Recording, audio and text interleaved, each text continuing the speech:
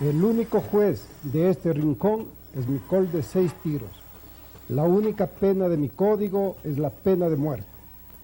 Así sentenció el aventurero norteamericano Edwin Drake el 28 de agosto de 1859, cuando encontró petróleo en Pensilvania Occidental, inaugurando la era de los hidrocarburos. Luego irrumpieron en el mundo las 7 grandes compañías. Exxon, la marca del tigre, a la cabeza de todas, y las 7 se apoderaron del petróleo de América Latina. México es un ejemplo.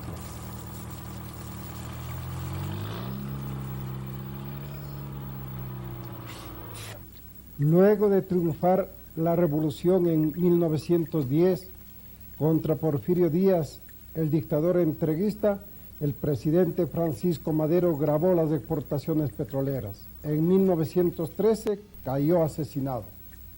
Venustiano Carranza, presidente de México, intentó en 1918 la primera nacionalización petrolera. Cayó asesinado. Aquí en Quito, el libertador Simón Bolívar promulgó una ley que declaraba: las minas de cualquier clase corresponden a la República. Pero el general Juan Vicente Gómez, que mantuvo en su puño a Venezuela desde 1908 hasta 1935, se encargó de entregar su patria a norteamericanos e ingleses. El tirano incluso llegó a pedirles: ustedes hagan la ley petrolera, nosotros somos novatos en eso. Otro dictador, el general Marco Pérez Jiménez, consolidó el poder de las 7 grandes compañías, de los 7 dinosaurios petroleros.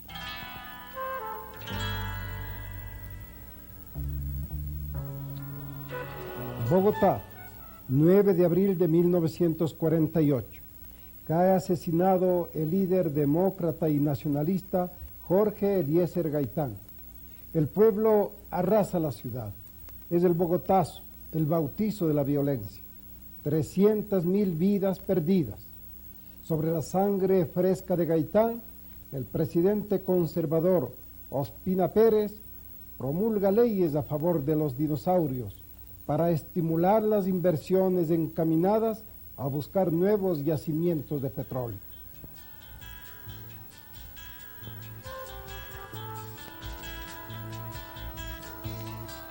Brasil. En 1953, el presidente Getúlio Vargas creó Petrobras para explotar y refinar hidrocarburos, liberando al país de los dinosaurios. Estalló la oposición de las compañías. El presidente Vargas redactó su testamento político. Una vez más, dijo: las fuerzas y los intereses políticos coaligados han puesto el grito en el cielo contra mí. Apenas había empezado a funcionar Petrobras cuando la ola de agitación empezó a subir. Ellos no quieren que el pueblo sea libre. El presidente firmó su testamento y se pegó un tiro.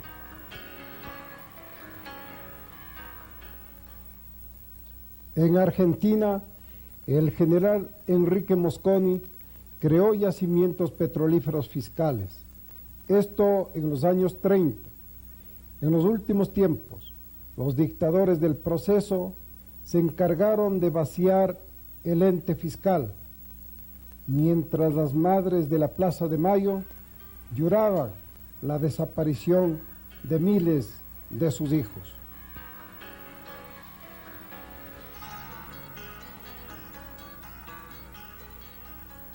La propia guerra de las Malvinas, ejecutada por el gobierno de Margaret Thatcher con el apoyo de Ronald Reagan, estuvo manchada de petróleo, pues para muchos las Malvinas son el Kuwait del Océano Atlántico.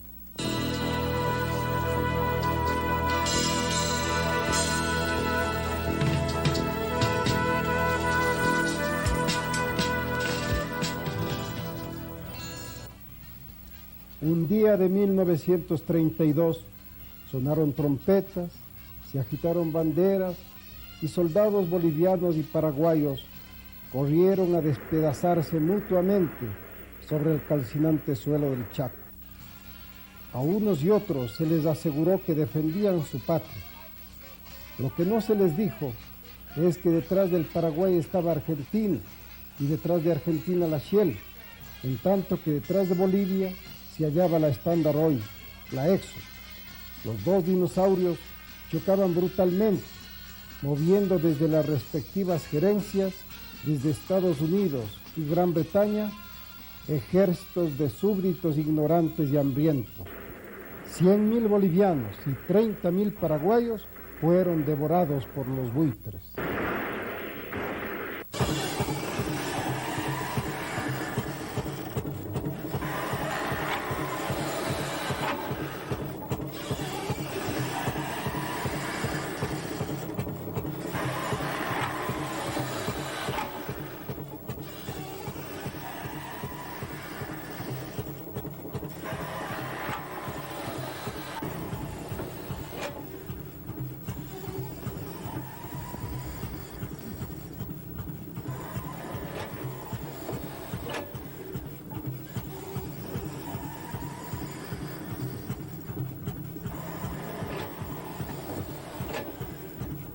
Casi acto seguido viene el conflicto Ecuador-Perú.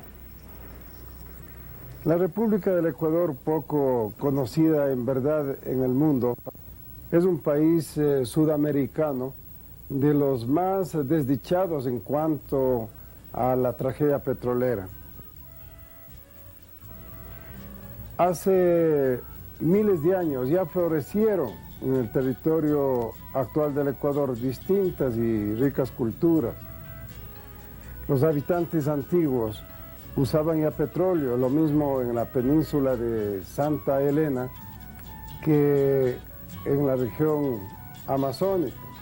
Los usos que daban al petróleo eran variados: usos medicinales, cacería, adornos y para el calafateo de las embarcaciones.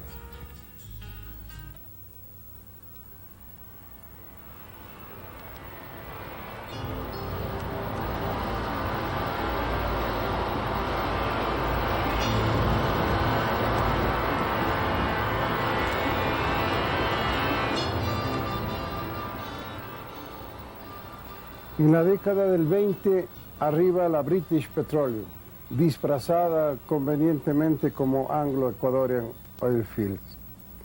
Esta compañía era pequeña relativamente, la séptima en la jerarquía de los dinosaurios, pero tan respetable que, por ejemplo, tenía el control de todo el petróleo de Irán.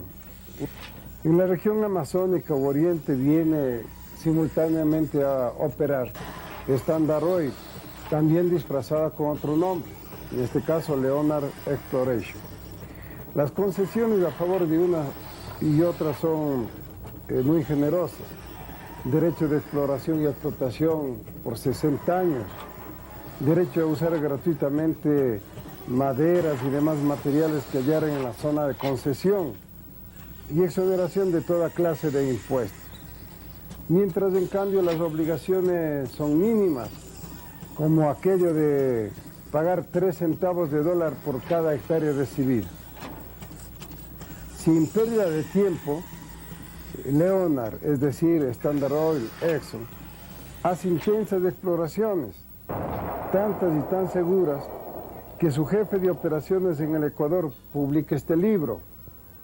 En él se afirma que al este de los Andes ecuatorianos se halla la reserva petrolera más grande del mundo y se señala con precisión la ubicación de los yacimientos. En 1937, otra dictadura, esta vez la del ingeniero Federico Páez.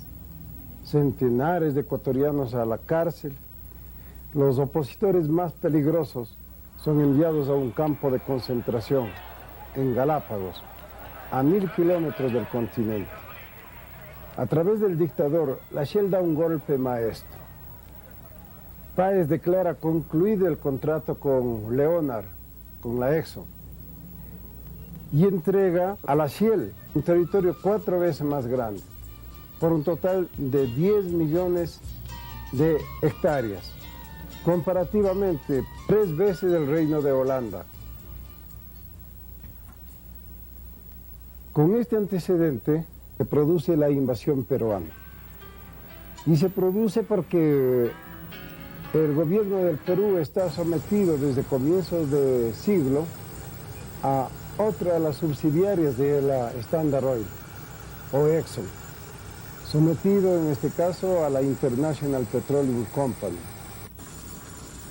Y aquí se da uno de los fenómenos y de los hechos más curiosos por un lado y al mismo tiempo tenebrosos por otro. Nadie hace caso en el Ecuador de los anuncios de que se prepara una guerra, de que se prepara una invasión. Galo Plaza Lazo, eterno amigo de los Rockefeller, ministro de Defensa en 1938, se cruza de brazos ante las denuncias de esos preparativos.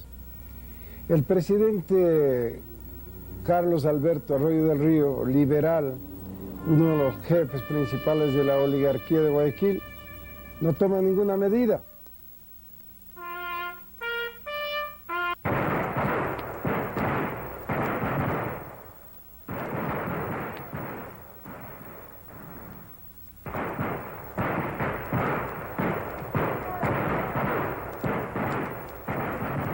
Formalmente, el 5 de julio de 1941, el Perú invade el Ecuador. Toma las poblaciones de Chacras, Huaquilla, Valsalito, Guavillo, Carcabón, Quebrada Seca. Del Perú viene la bala alta. Cuando ya vino la orden, en las lajas que estuvimos, vino la orden. Dice, váyase, dice, ve, dice el teniente. No, su teniente creo que era, el Palacio. Señores, se les vengo a avisar que ya vino la hora que los peruanos van a salir todos a su tierra. Entonces dice, usted tiene que seguirle a su esposo. Yo le dije, seguirle a él, yo no, yo quedo aquí en mi tierra. Porque su esposo era peruano. Claro, yo le dije no. Yo aquí, a ustedes no les voy a pedir nada, le dije. Yo no me voy. Así que él se despidió como a esta hora. Vinieron a dejar las familias por acá, todo el peruano que había por allá, se juntaron todos y vinieron. Se fue. ¿Se fueron al Perú? Sí, se fueron al Perú. ¿Y usted se quedó en su patria? Claro, yo quedé en mi tierra. Así coma, no coma, era mi tierra. Declaración de doña Escolástica Añasco en Quebrada Seca. 31 de julio se apodera de Machala, Puerto Bolívar, Santa Rosa, Pasaje.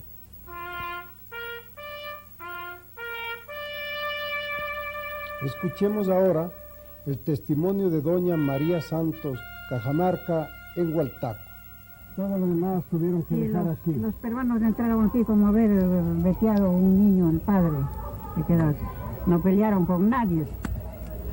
Hágame el favor. Pero el culpable fue el Arroyo del Río, porque esa fue toda la venta que hizo. Todavía de Bolívar agarraba y telefoneaba que vayan a tales horas a Puerto Hualtaco a recibir una embarcación que venía con tantos cajones de peltrecho.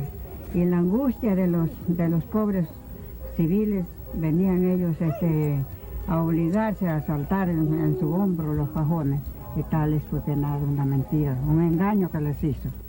Estamos en la finca del padre Manuel Ignacio Romero, quien fue capellán del ejército ecuatoriano y participó en la batalla de Porotillo el 11 de septiembre de 1941. Yo estaba de enlace entre la línea del fuego y el puesto del comando. Cuando llegó el momento preciso del combate, entonces al frente y en la línea de fuego se encontraba el mayor Estrella Arévalo. Y en el puesto de comando estaba el coronel Maldonado. Y luego entonces en el puesto de avanzada se encontraba el capitán Mogrovejo, con un poco de gente, y acá estábamos nosotros con parte del Montúfar y parte del Jaramijó. Pero durante el combate avanzaban pues las tropas peruanas cuando se mandó a una patrulla para que haga una exploración y entre las 10 de la mañana ya avanzaron diciendo que las tropas peruanas estaban avanzando. Y así que el capitán Mogrovejo recibió la orden del comandante Maldonado para que él inmediatamente deje pasar a las tropas y para cogerlas a dos fuegos. Y así fue. Entre las 10:30 más o menos se abrieron los fuegos y ha de haber durado tal vez un poco más de media hora el tiroteo. Ahora, el ejército nuestro no tenía más armas que la ZB y los fusiles Mauser, no tenía más. Lo único que estábamos animados todos era de coraje, de energía y de valor.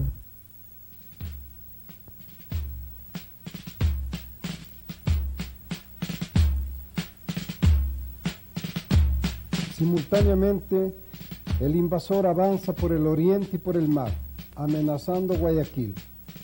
La Marina de Guerra del Perú está comandada abiertamente por el agregado naval de los Estados Unidos. En diciembre, el Japón ataca Pearl Harbor, posesión de Estados Unidos en el Pacífico. Inmediatamente se convoca una conferencia continental de cancilleres en Río de Janeiro para apoyar a Washington. Marginalmente, allí se trata acerca del problema bélico Ecuador-Perú. El vicecanciller norteamericano Summerwells exige que el Ecuador acepte la nueva línea fronteriza pretendida por Perú.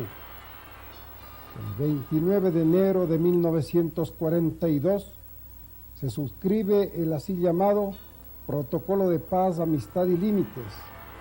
De modo patético, la nueva línea coincide con los límites de la concesión Shell.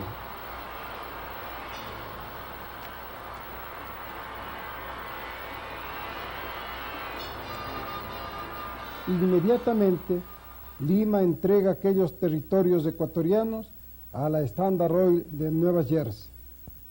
La culpabilidad de los Estados Unidos fue total. El señor Sixto Salinas en Portobelo tiene un testimonio revelador. La compañía americana ordenó que pintaran aquí el techo del mercado. La bandera norteamericana, sí, aquí. Y posteriormente, 2 aviones se presentaron por el sur y de picada dieron 3 vueltas. 2 aviones peruanos. 2 aviones peruanos. Entonces, parece que divisaron la bandera que estaba pintada y se regresaron.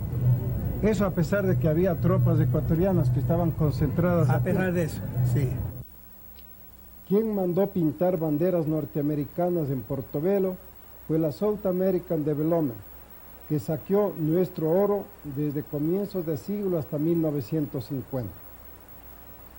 Ahora bien, el Ecuador estaba realmente derrotado, no tenía otra alternativa que suscribir aquel protocolo.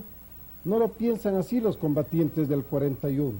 Nos habla el profesor Segundo Maldonado de Cuenca. Pues yo diría que jamás hubo una derrota de parte del soldado ecuatoriano. Más bien hubo el repliegue, efectivamente. Pero usted ve que esta zona está tan cerca ya de los lugares que habían invadido los peruanos, de que en realidad nosotros estábamos determinados a morir en el sitio y no ceder una pulgada de terreno. Desgraciadamente no recibimos ninguna condecoración. Más bien, la acción de Porotillo siempre se tomó como si hubiera sido algo que no debía haberse realizado. Inclusive podría decirle que el comandante, que era en ese entonces el que comandaba toda la zona, el coronel Maldonado, fue llamado a consejo de guerra por esta cuestión. De tal manera que pasó en prisión algunos años. Y en cualquier país esto se toma como traición a la patria. Habíamos recibido orden de que desde la zona de Cuenca Y entre las 2 de la tarde llegó ya un telegrama lacónico que decía: procuren no combatir. Procuren no combatir. ¿Y quién firmaba el telegrama? Eso tiene que haber sido del jefe de zona El jefe de zona de Cuenca. Ahora bien, respecto al comandante Maldonado, él me había citado a mí como testigo de su actuación. Ahora bien, yo comparecía a Cuenca ante el fiscal, un doctor Uzcategui. Y entre las preguntas, recuerdo, la única que todavía se me quedó grabado es que me preguntó él. Me dijo: ¿por qué combatieron ustedes en Boratillo? Perdone, doctor, le dije. Tuvimos que combatir porque no teníamos dónde escondernos para que pasen las tropas peruanas. Y ahora el sargento Benavides, combatiente del 41. Por decir, como una orden, viene una circular de Quito, que no se dispare al enemigo mientras no se le vea sobrepasarse de la línea, o sea, del río, que era el Faical, los límites nuestros. Entonces, como en ese tiempo era nuestro presidente, era ¿cómo es? Carlos Alberto del Río, que en paz descanse, era fuego lento. Él ordenó de que no se dispare al enemigo mientras no se le vea sobrepasarse de la línea de los límites.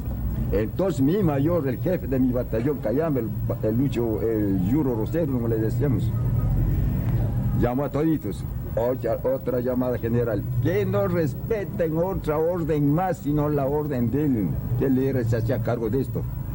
El que saca la cabeza, maten, que la metan bala. Así fue.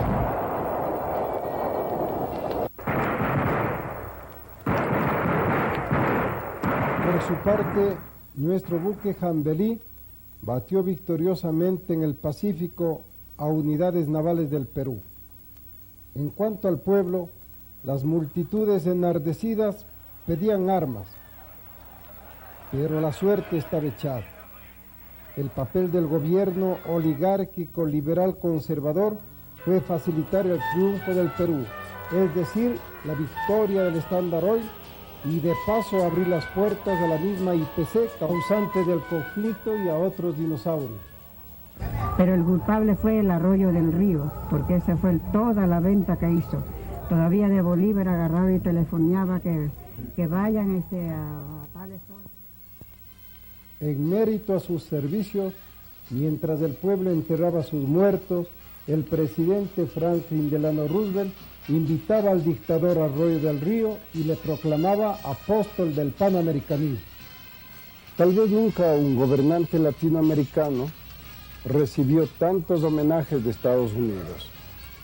Doctorado honoris causa otorgado por las universidades, agasajos por parte de Nelson Rockefeller, magnate del Standard Oil, agasajos de los empresarios y grandes mercaderes que apoyaron al Perú en el conflicto, sesión solemne ofrecida por la Unión Panamericana, la misma unión que sacrificó al Ecuador en Río de Janeiro, inspección de las fábricas de guerra que habían abastecido de armas al Perú contra el Ecuador.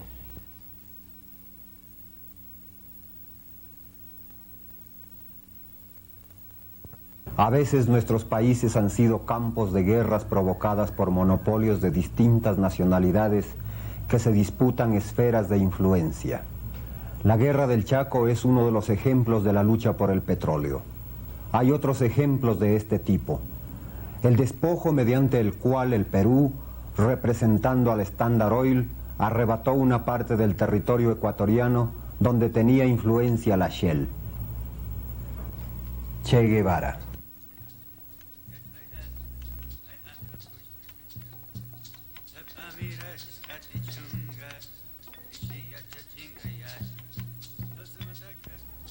...1948... Han pasado 11 años de exploraciones por parte de la Shell. La compañía devuelve la concesión y retorna a los pocos días, esta vez de brazo con su viejo rival, el Standard Oil, con quien acaba de constituir un consorcio destinado a la región oriental. Por algo ha llegado a la presidencia Galo Plaza, el hombre de los Rockefeller. En febrero de 1949, El consorcio Shell Standard comunica al país que cesa sus operaciones, pues no hay petróleo en el oriente ecuatoriano.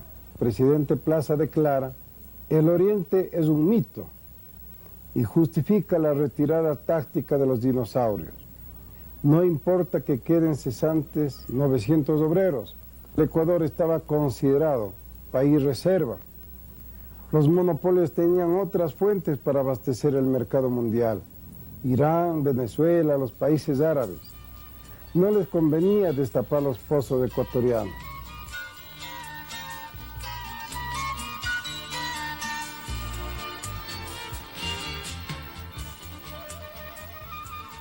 En 1957 se halla en la presidencia un distinguido aristócrata, dueño de latifundios de vacas y de indios, el doctor Camilo Ponce Enríquez, fundador del Partido Social Cristiano.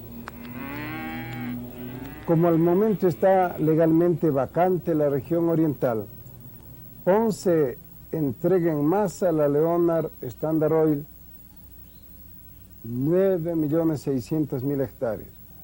De paso le concede cerca de 1 millón más de hectáreas junto al Pacífico, en las provincias de Guayas, Manabí y Esmeraldas.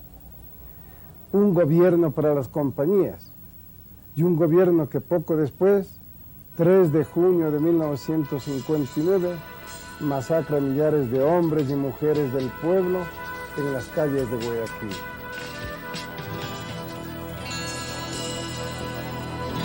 En 1960, la triunfante revolución cubana nacionaliza las refinerías de Texaco, Standard Oil, Shell y otras, luego de ser advertidas contra el boicot que ejercitan para desabastecer de combustible a Cuba. Un huracán nacionalista barre el continente.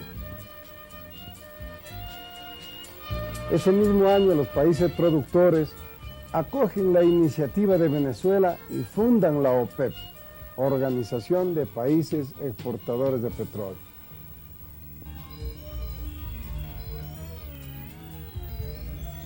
Acto seguido, se precipita en el Ecuador una orgía de concesiones. He aquí un caso que relata el contraalmirante Gustavo Jarrín Ampudia, ministro de Recursos Naturales en el gobierno del general Guillermo Rodríguez Lara.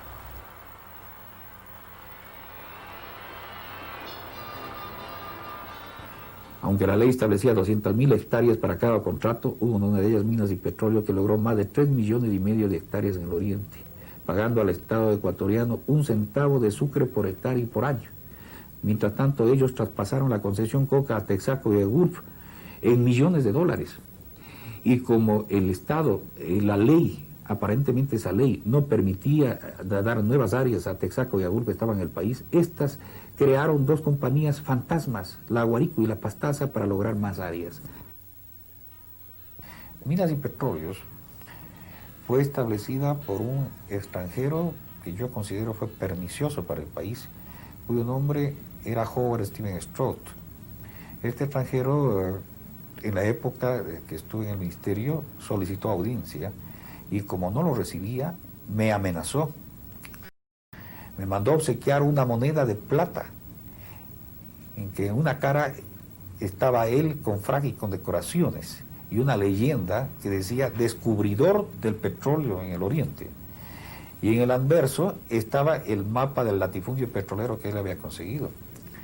Pero además este extranjero, llegamos a descubrir que tenía otro gran negocio en nuestro país, y el negocio que él tenía era la exportación ilegal de las obras de arte nacionales, así como de animales de la fauna, especialmente del oriente ecuatoriano. Como a este extranjero se le dio un plazo perentorio, de acuerdo con la ley, a firmar un nuevo contrato que no lo aceptó,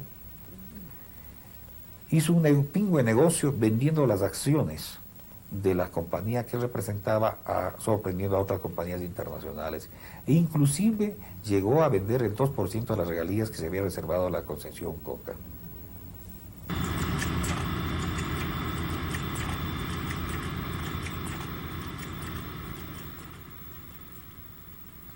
y la CIA, la Agencia Central de Inteligencia de los Estados Unidos, en 1960 se halla muy activa en América Latina.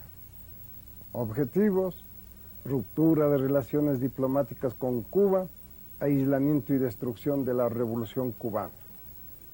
En el Ecuador hay una intensa campaña para lograr la ruptura. Velasco se proclama dictador en 1960 y ordena la salida del representante cubano. Triunfo de la CIA. El 7 de noviembre del 61 toma el poder Carlos Julio Arosemena, captura tuneros piratas procedentes de San Diego, Estados Unidos, promulga un decreto por el cual las importaciones de petróleo solo podrá hacerlo del Estado. Inicialmente se obstina en mantener relaciones con Cuba. El embajador norteamericano, Maurice Berbau, llamado el Virrey, dirige una vasta y abierta conspiración. Arosemena rompe con Cuba. El 11 de julio de 1963, cuando en Estados Unidos gobierna John F. Kennedy, se produce el golpe de Estado. Se instalan en el poder los 4 coroneles de la traición. En todo ese periodo, 1960-63, actúa Philip Bache. Años después, Philip Bache renuncia a la CIA y publica su célebre libro. En este libro, y en largas entrevistas con él, Bache proporciona escalofriantes datos sobre el espionaje norteamericano. Inserta una larga nómina de agentes locales, entre los que figura un vicepresidente de la República, coronel Reinaldo Barea Donoso.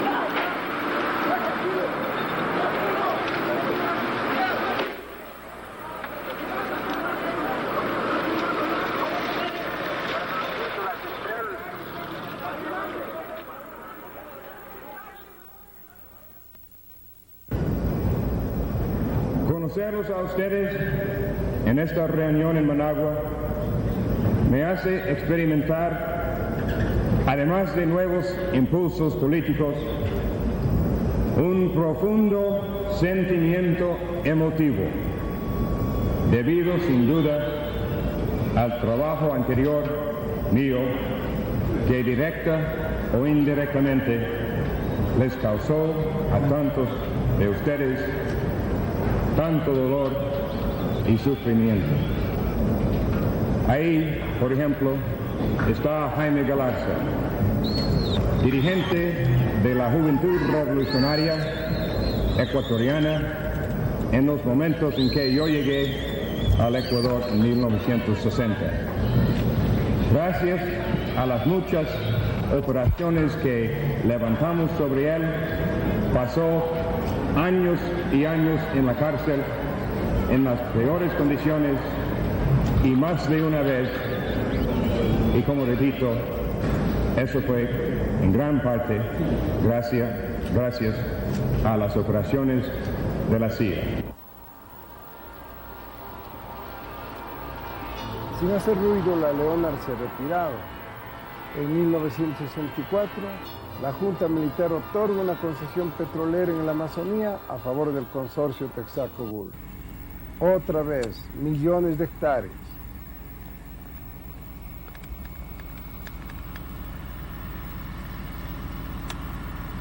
En 1966 cae la Junta Militar.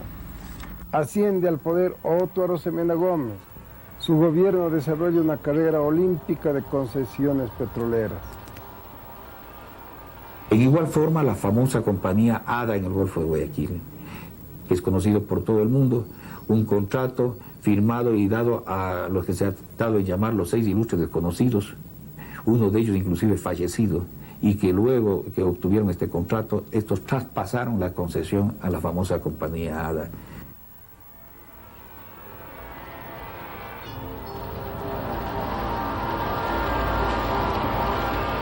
Horas antes de expirar su mandato, Otto Arosemena suscribe 10 contratos a favor de Superior Oil, Shenandoah, Grace Oil, Anglo o British Petroleum, 4 millones de hectáreas.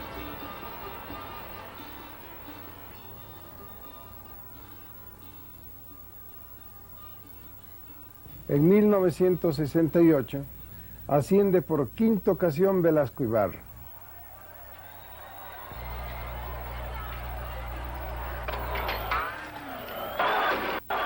En Quito es asesinado el estudiante y poeta René Pinto. La bala fue disparada desde el centro ecuatoriano norteamericano situado frente a la universidad. El 12 de abril de 1970 es secuestrado en Quito Milton Reyes, presidente local de la Federación de Estudiantes Universitarios, FEUE. Víctima de crueles torturas, su cadáver aparece abandonado en una quebrada.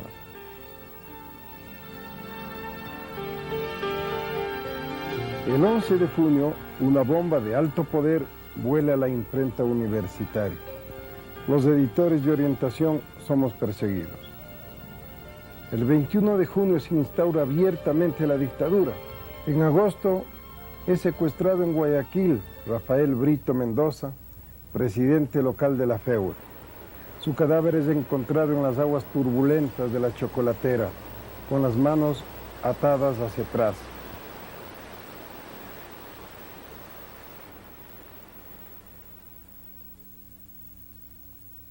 El jefe de la represión es Jorge Acosta Velasco, ministro de Defensa, importante agente de la CIA, conforme lo denuncia Phil H. en su libro.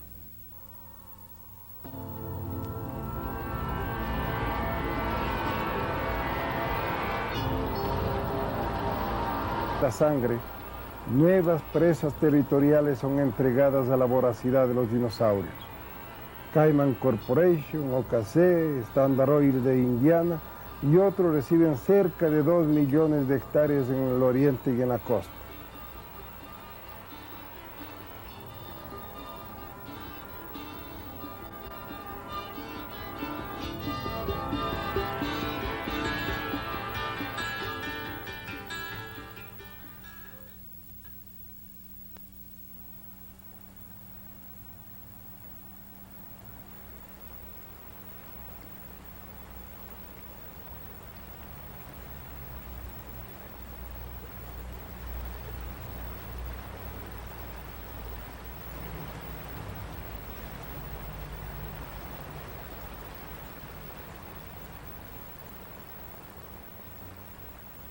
Nací en medio de sauces y de ríos, al pie del Capulí. Vine a esta sombra para amar. Más donde reinan los dinosaurios petroleros, no hay espacio para las canciones ni el amor.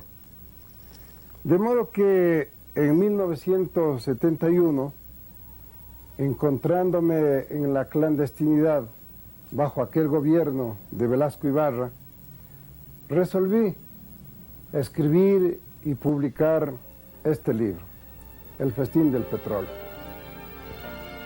Un escuadrón de torturadores me secuestró el 10 de noviembre. Permanecí desaparecido, colgado los pulgares, esposado con las manos atrás durante varios días. Luego un tribunal especial me condenó a 3 años de prisión. Para mi libertad influyó decididamente la solidaridad desarrollada por Amnesty International y escritores de renombre, en particular Julio Cortázar.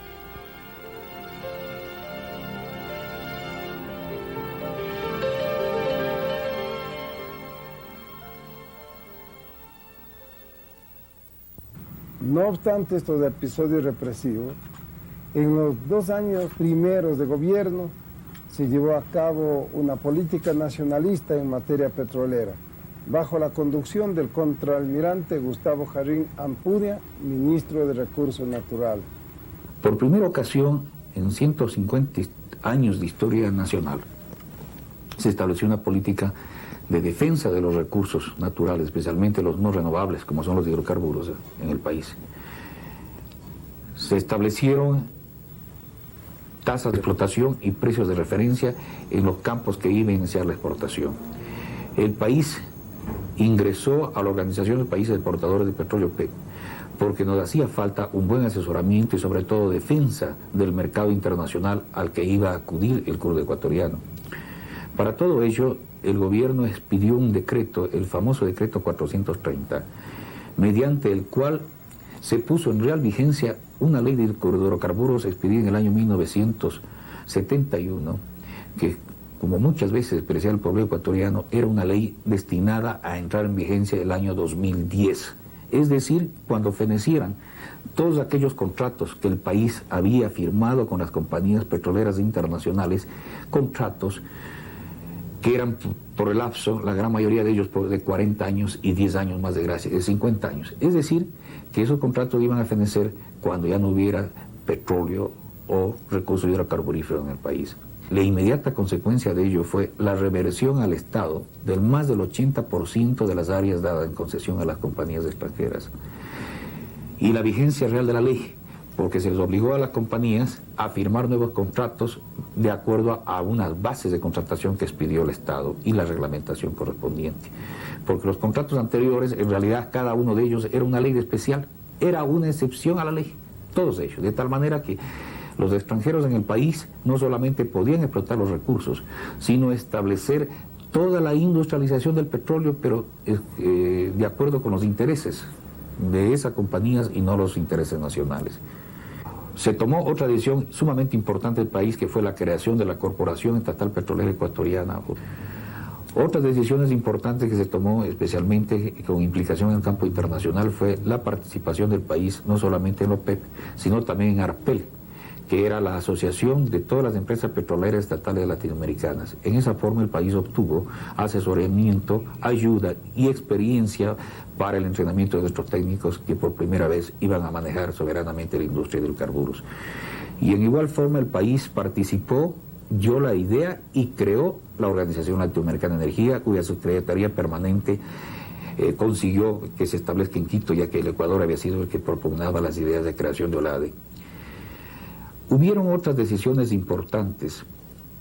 Una de ellas fue el por decreto disponer que CEPE se haga cargo del mercado interno, que desaparezca ANGLO del monopolio del mercado interno y sean los ecuatorianos los que manejemos el mercado.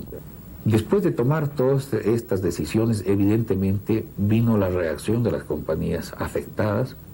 Se empezó una campaña tanto nacional como a nivel internacional de descrédito a la competencia petrolera.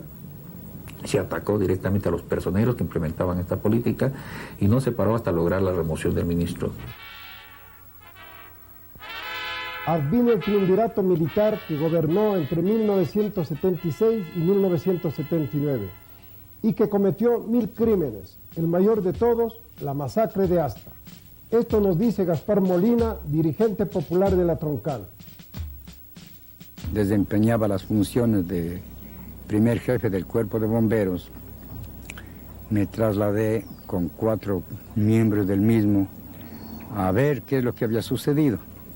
Y en efecto se encontró solamente prendas de los trabajadores por todo lado tirado, machetes, bolsos, pomos, pero ni un solo cadáver prácticamente ya afuera del ingenio ni adentro.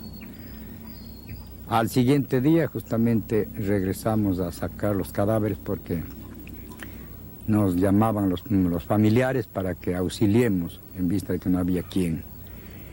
Cuando llegamos allá ya la policía había estado con unos tubos de fierro moviendo a los cadáveres de abajo de los canales y decían ellos allá está otro, así en ese sentido nos llamaron que ayudemos nosotros a sacar los cadáveres. Entonces cuando ya sacamos más o menos 15 cadáveres empezaron ellos a tirar a los baldes de las camionetas del ingenio y les tiraban como tirar un poco de piedra, le tiraban sobre los cajones. Un muerto se partió la nariz así por esta parte y se ha hecho un estimativo de más de 100 muertos, porque cuando incluso se dio el caso era más o menos a las 6 de la tarde la tragedia y a las 7 de la noche se olía una cosa apestosa, fea, que le daba náusea a uno, de lo que quemaba en el ingenio. Y entonces muchas gentes que quedaron por ahí subidas arriba en los últimos techos del ingenio, escondidos, daban pues versiones de que la gente trabajadora que quedó allá adentro, los atrapados de la policía, los muertos que cogieron afuera de las aguas, todo fue a parar en los calderos.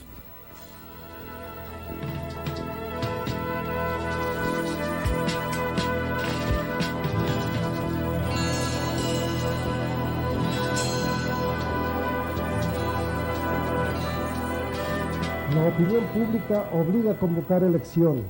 Jaime Roldós Aguilera, joven líder democrático, gana la primera vuelta. La derecha, y recuérdese, los representantes de las petroleras enloquecen. El economista Ardón Calderón Muñoz, dirigente de corte liberal, resuelve apoyar a Roldós para la segunda vuelta. Él es asesinado. Se descubre la trama sangrienta, sale a luz el papel del ministro de gobierno, general Bolívar Jarín Cahuellas.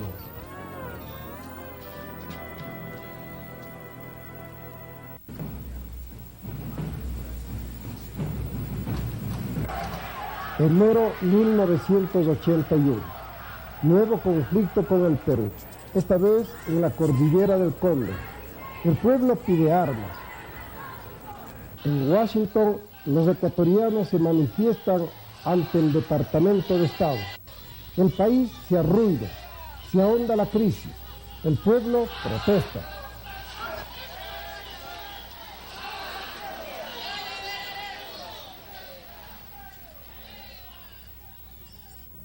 En 1980, el presidente Roldós convoca a varios mandatarios latinoamericanos que se reúnen en Riobamba y aprueban la declaración que da pie a la doctrina Roldós. Esta doctrina defiende expresamente la vigencia de los derechos humanos.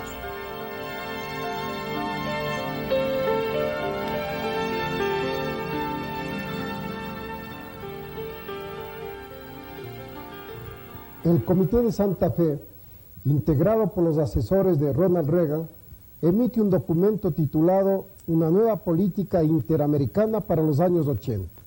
Allí se expresa abiertamente: la doctrina Roldós debe ser condenada. Se ataca al Tratado Torrijos-Carter, aduciendo que el Canal de Panamá juega un papel fundamental en el abastecimiento de petróleo a Estados Unidos.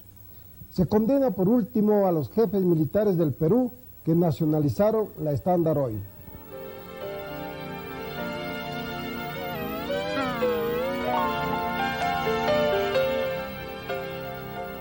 En Houston, Roldós mantiene una reunión reservada con los magnates petroleros. Estos amenazan, exigen reformas inmediatas a la ley de hidrocarburos.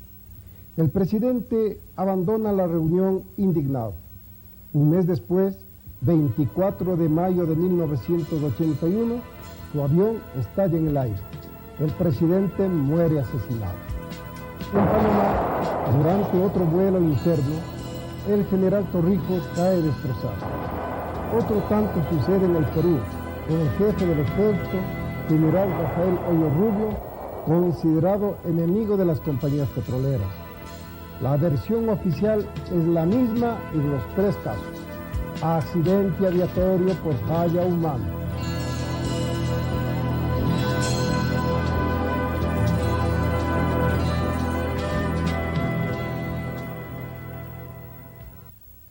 Sobre el cadáver de Roldós asumió la presidencia Osvaldo Hurtado, uno de los jefes de la democracia cristiana internacional.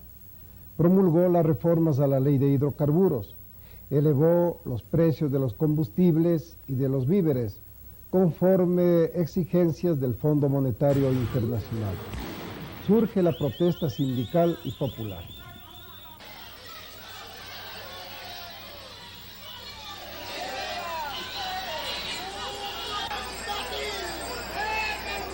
Mi compromiso de varón, que lo cumpliré, aunque me cueste la vida, de gobernar para ustedes. Este fue uno de tantos juramentos de León Febres Cordero en la campaña electoral del 83. al ofrecer pan, techo y empleo para todos los ecuatorianos. La gran empresa y los dinosaurios le apoyaron con fuerza. El arzobispo de Guayaquil, Bernardino Echeverría, le bendijo y hasta la Virgen de Fátima fue convertida en agente electoral. La secta internacional ultraderechista, Tradición, Familia y Propiedad, izó sus banderas de guerra y León ganó las elecciones. Para las compañías es la gloria. Con León sí se puede, dijeron, y volvieron a cubrir con sus signos el mapa de la patria, al paso que fraguaban sus planes para acabar con CEP. Remigio Ochoa, secretario general del sindicato de CEPE Ancón, nos muestra estos ejemplos.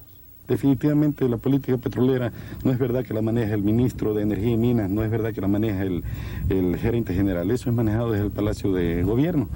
Y prácticamente aquí en la península inclusive tenemos el riesgo de que la compañía Anglo o las instalaciones Anglo pasen también a ser manejadas por la empresa privada. Es decir, ustedes conocen la empresa Repetrol, pues prácticamente es de los Febres Corderos.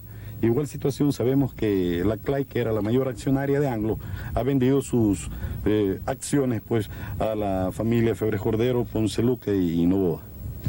Y se pretenden ellos coger la comercialización de todos los derivados que se producen en las dos refinerías de aquí en la península.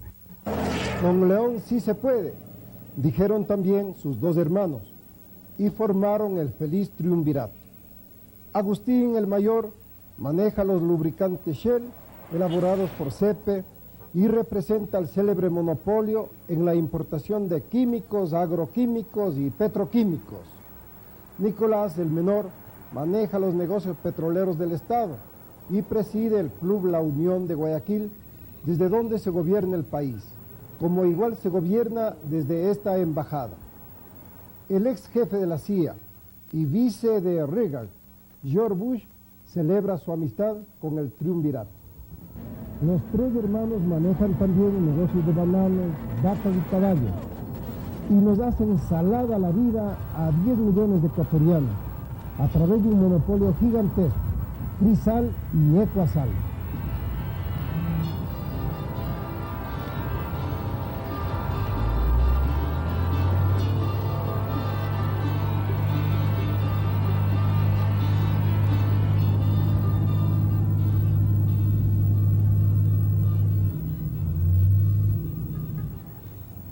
El neoliberalismo en acción, ciudadanos. Desempleo, especulación, alza del dólar, precios en la luna, asalto a los fondos del Estado. El pueblo responde con huelgas, manifestaciones, paros regionales, sublevaciones militares como aquellas del general Frank Vargas Pasos y los comandos de Tauro. El gobierno implanta el terrorismo de Estado. Surgen los escuadrones de la muerte. Enrique Excipión Vinuesa, dirigente sindical a lo largo de 30 años, es solamente una de las víctimas. Como secretario general del sindicato de la Empresa Nacional de Comercialización, luchó tenazmente para impedir que ésta fuera privatizada a favor de Nebot Sadi y compañía. He aquí su testimonio. Como represalia y como lo más monstruoso que se puede haber vivido, recibí a 1,5 metros de un criminal a sueldo un tiro, en lo cual me dejaron y me privaron de mis vistas y me he quedado ciego para toda mi vida. Pero no solamente conforme con eso. En los hechos, el gobierno implanta la pena de muerte de acuerdo a la doctrina del poderoso abogado Joffre Torbay.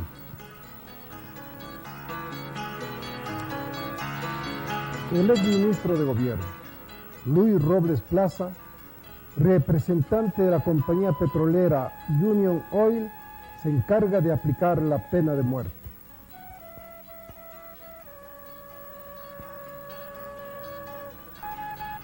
Mientras corre la sangre, el festín del petróleo continúa. Allí está la entrega masiva de nuestro oriente en licitaciones que enmascaran las antiguas concesiones.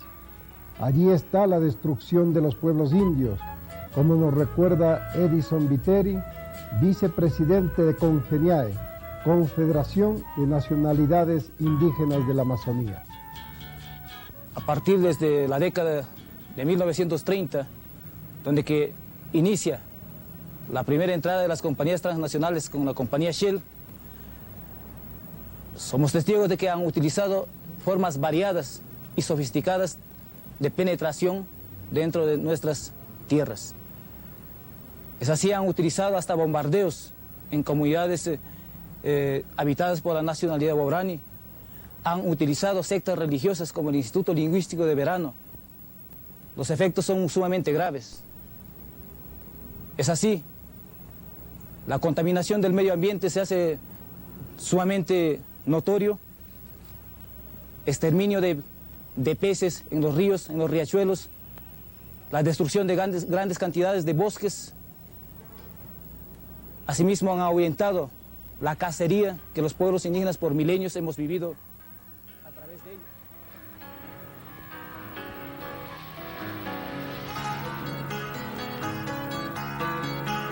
A todo esto se agrega el crecimiento galopante de la deuda externa, $1.000 por cada ecuatoriano. Y mientras los dinosaurios gozan de este largo festín, en Quito, capital política del Ecuador, el pueblo busca el pan en la basura. Y en Guayaquil, capital económica, los marginados sobreviven sumidos en los pantanos.